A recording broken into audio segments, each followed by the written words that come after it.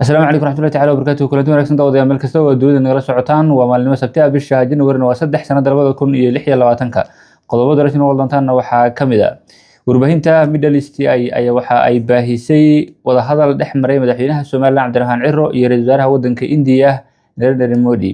waxa guud ahaan baanigi doona wada hadalka oo ay ku tilmaameen inay ka wada hadleen qodobo markaasi ay kamid ahaayeen aqoonsiga Soomaaliland ee dawladda India.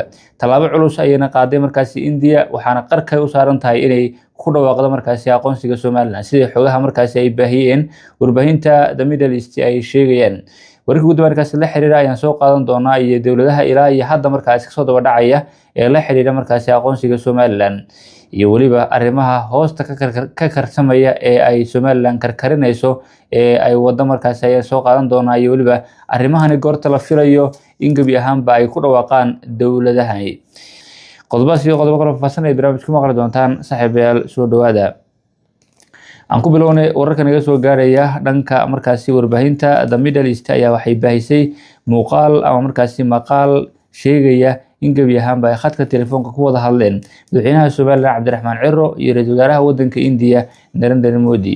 waxaana ay ka wada hadleen arrimaha ay labada dal iska kaashan karayaan iyo sidoo kale guud ahaanba aqoonsiga ay dawladda India rabtay inay siiso markaasi Soomaaliland.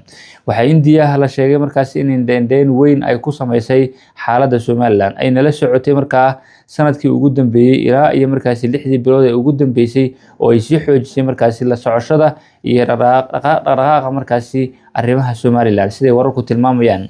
xogtan ay baahisay The Middle East ayaa waxa ay ku sheegtay in wada hadalkani inta badan laga sheekaystay xiriirka dhex mari karaya labada dhinac iyo sidoo kale aqoonsiga kadib tallaabooyinka ay qaadi doonaan dawladaha Soomaaliland iyo India sida markaasi ay sheegtay ama ay sheegayso xogtani.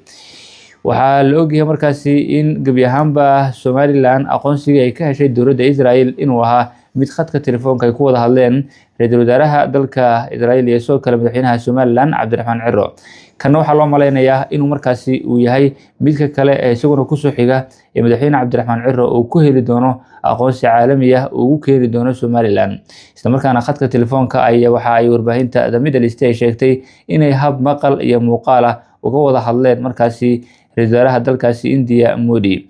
waxa uu soo booqday geeska Afrika markii ugu horeysay isbuuciyo ka hor markii uu tagay magaalada Addis Ababa. isla xilligaas ayaa la tilmaamay xitaa xogtu sida ay sheegayso in arrimaha Soomaaliland uu ka hadlay oo dawladda Itoobiya markaasi qaybo kamid ah uu kala hadlay arrimaha la xiriira aqoonsiga Soomaaliland.